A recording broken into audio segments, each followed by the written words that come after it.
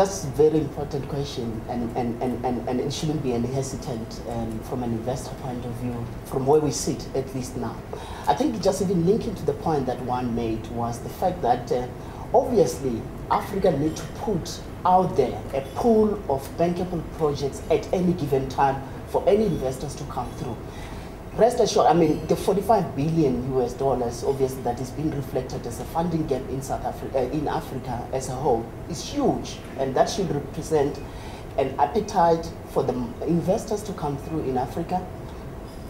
Obviously, like any other investor who comes through, the issues around regulation that we look at, I mean, taking South Africa as an example of, I mean, we've seen in recent years where there's been some relaxation in terms of policy. There's a couple of incentives to put out there for any potential investor to come through and invest in South Africa and so forth.